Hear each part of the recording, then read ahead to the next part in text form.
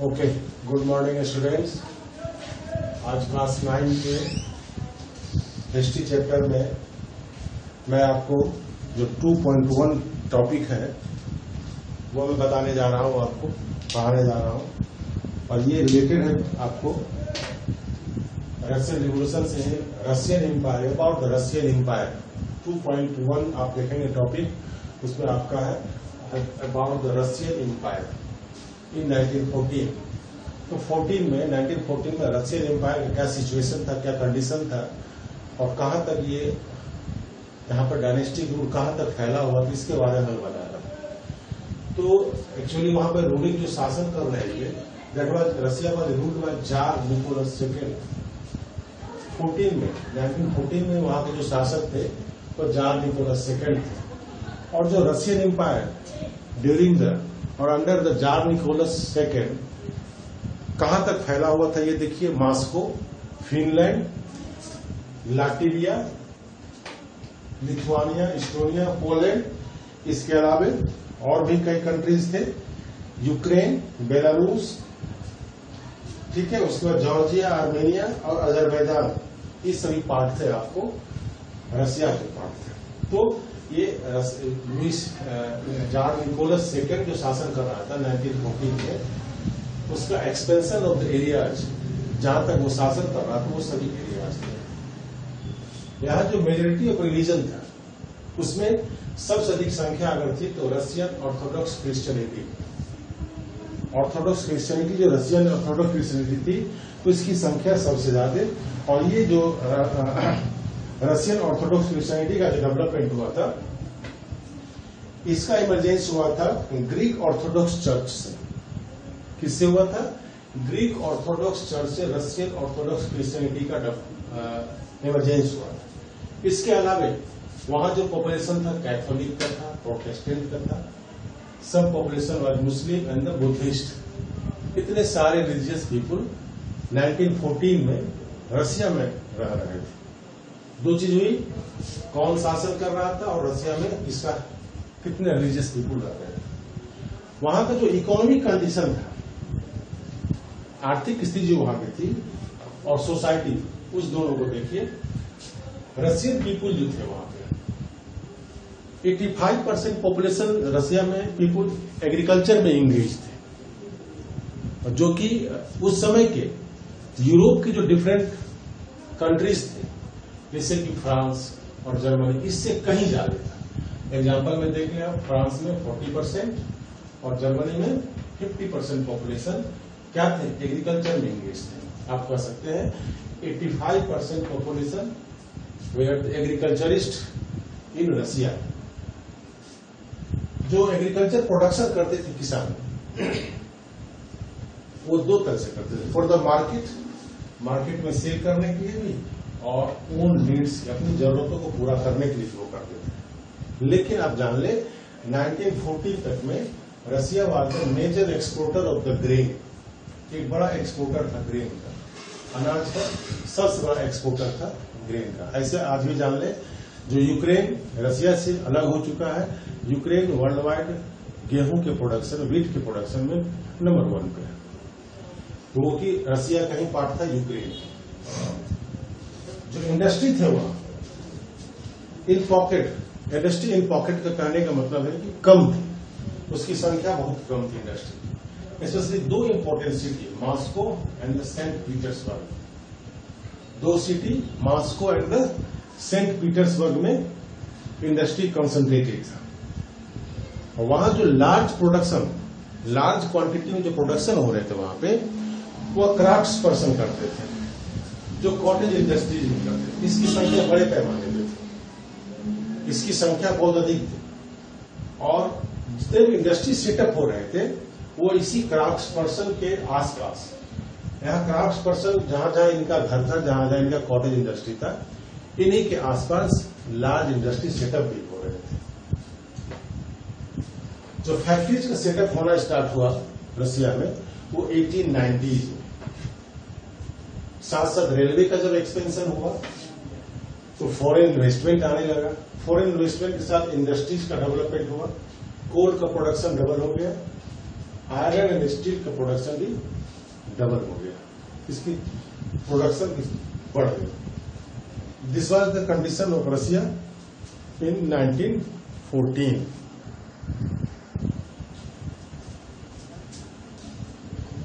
Russia में जो industries थे वो इंडस्ट्री मोस्टली प्राइवेट प्रॉपर्टी था या इंडिविजुअल का, इंडस्ट्री सारे इंडिविजुअल के हाथ में थे, प्राइवेट प्रॉपर्टी था इंडस्ट्री। यहां कह सकते हैं कि इंडस्ट्री के मालिक इंडिविजुअल थे, गवर्नमेंट नहीं। लेकिन इंडस्ट्री को सुपरवाइज जो करते थे वो गवर्नमेंट के एजेंट होते थे, जिसे फैक्ट्री इंस्पेक्टर भी कहा जाता था। फैक्ट्री थी प्राइवेट, इंडिविजुअल का था, लेकिन उसका सुपरविजन गवर्नमेंट एजेंट करते थे, जिससे आप फैक्ट्री इंस्पेक्टर के नाम से जाना।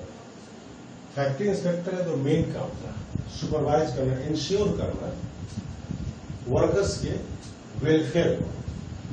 वर्कर्स के लिए वो करते थे उनके लिमिटेड आवर, जो वर्किंग आवर थे उसको इंश्योर करते थे, एंड द मिनिमम वेजेज, कितनी उससे मजदूरी मिलती है, इस चीज को वो इंश्योर करना उनका काम था। लेकिन फैक्ट्री इंस्पेक्टर इस काम को फुलफिल कर नहीं पाते थे, सारे लॉज ब्रेक हो जाते थे। कौन से लॉज?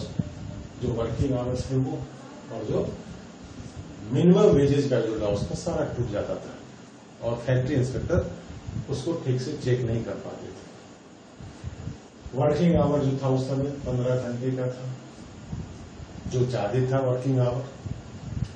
जो वर्कर्स का एकोमोडेशन था, एकोमोडेशन मीन्स रहने की व्यवस्था जो थी वर्कर्स की, जो गांव से वर्कर्स आते थे काम करने शहरों में, उनका जो एकोमोडेशन सिस्टम था रूम टू डॉर्मेंट्रीज था। यहाँ बरामदे में रहते थे, रूम में गैदर होकर रहते थे, एक रूम में कितने कितने लेबर को रखा जाता था और रहते थे, तो उनका एकोमोडेशन ही बहुत अच्छा नहीं था। जो वर्कर्स थे वहां उनका सोशल डिवीजन भी था, आपस में बटे हुए भी थे, वो क्या सोशल ग्रुप था देख लीजिए। कुछ जो वर्कर थे जो गांव से आए थे उनका स्ट्रांग लिंक गांव में भी जुड़ा हुआ था। जब शहर में उन्हें काम नहीं मिलती थी तो वो गांव भी चले जाते थे, तो उनका गांव से जुड़ा हुआ था। कुछ जो वर्कर्स थे सेटल हो गए सिटीज में, परमानेंटली सेटल हो गए गांव शहर में आकर। कुछ जो वर्कर्स वो स्किल्ड वर्कर, स्किल्ड वर्कर कहते हैं, जैसे मेटल वर्कर्स। जो रशिया में इंडस्ट्रीज में जो मेटल वर्कर्स थे वो अपने आप को अरिस्टोक्रेट समझते थे, वो डिफरेंशिएट करते थे अदर वर्कर से अपने आप को। वो अपने आप को क्या समझते थे? अरिस्टोक्रेट वर्कर समझते थे। जो वोमेन का सेक्शन था, 31% वोमेन हर इंडस्ट्री में काम करती थी, लेकिन मजदूरी उसका क्या था? मेन से कम थे, या कह सकते हैं 1/3 women were paid at least 1/3, main से उसका 1/3 पेमेंट होता था उसका वर्कर का, वोमेन वर्कर का। वर्कर का जो डिवीजन था on the basis of dress भी था, on the basis of manner भी, and on the basis of association. वे फॉर्म करते थे एसोसिएशन। एसोसिएशन का फॉर्म इसलिए करते थे कि at the time of hardship, जब कभी कठिनाई हो तो वो उसके लिए फंड भी जमा करते थे और लेबर को, वर्कर्स को हेल्प भी करते थे जिन्हें कठिनाइयां होती थी। तो ये वर्कर का कंडीशन था आपको रशिया में।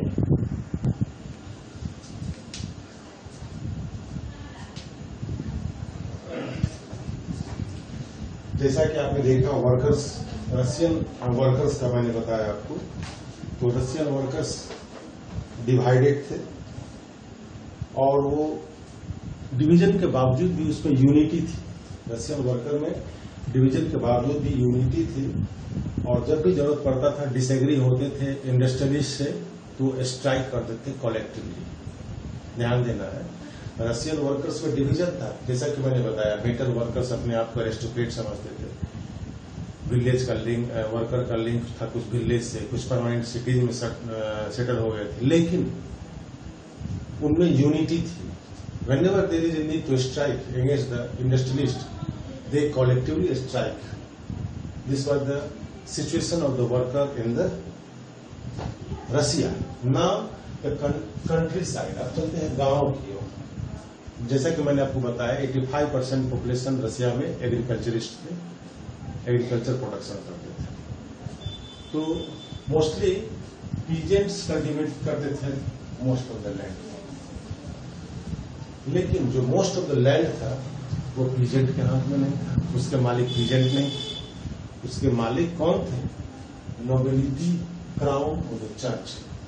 जैसा कि आपने फ्रेंच रेवोल्यूशन ही पढ़ा, फ्रांस में भी जो लैंड के मोस्ट ऑफ द लैंड के मालिक कौन थे?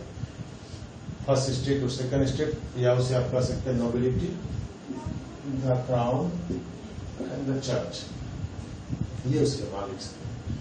जो पीजेंट का डिमांड था, उनका डिमांड था कि land should be given to them, और पीजेंट्स रिलीजन बेस पे डिवीजन होता हुआ था, वो कभी भी रेस्पेक्ट नहीं करते थे नोबिलिटी का। जैसा कि आपने फ्रांस में देखा, फ्रांस में नोबिलिटी का रेस्पेक्ट करते थे पीजेंट्स और फार्मर्स, लेकिन रसिया में कभी भी रेस्पेक्ट नोबिलिटी को पीजेंट्स नहीं करते। नोबेल को जो पावर मिला हुआ था, नोबेल का है, क्राउन का है, चर्च को जो पावर मिला हुआ था, क्योंकि वो सर्विस करते थे जार की सेवा में लगे रहते थे, जिसके कारण से उन्हें पावर भी मिला हुआ था। ठीक है, उन्हें पावर मिला हुआ था। जो वर्कर्स थे, फार्मर थे, वो चाहते थे लैंड गिवन टू देम, वो चाहते थे कि जो लैंड किसके पास है? नोबिलिटी के पास है, क्राउन के पास है, चर्च के पास है, वो इसे दिया जाए, फार्मर्स को दिया जाए, उनको दिया जाए। और जिसके कारण उन्होंने कई बार रिवोल्ट भी किया, और कई बार वो पेमेंट रेंट देने से रिफ्यूज कर जाते थे, नहीं देते थे रेंट। कई बार तो रिवोल्ट करने के बाद लैंडलॉर्ड्स उसने मर्डर भी कर दिया उन लोगों ने।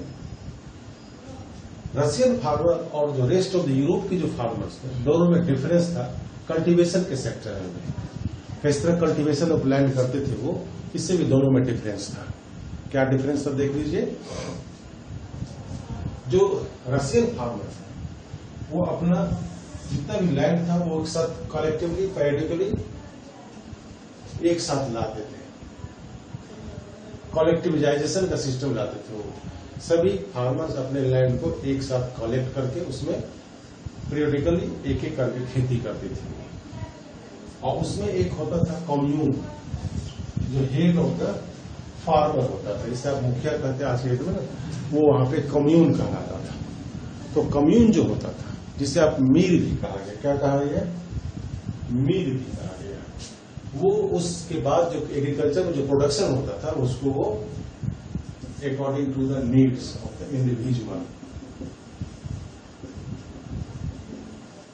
इंडिविजुअल के नीड के अनुसार उसको वो बांट देते थे। क्या होता था? प्रोडक्शन वो कलेक्टिवली करते थे पूरे लैंड में, और फिर उसके बाद एक हेड होता था जिसे कहा गया कम्यून, और उसे मीर भी कहा गया। वो उसमें जितने फार्मर्स एंगेज होते थे उस सभी के नीड के अकॉर्डिंग उसको फिर वो बांट देते थे। So this was the condition of the peasants and the workers.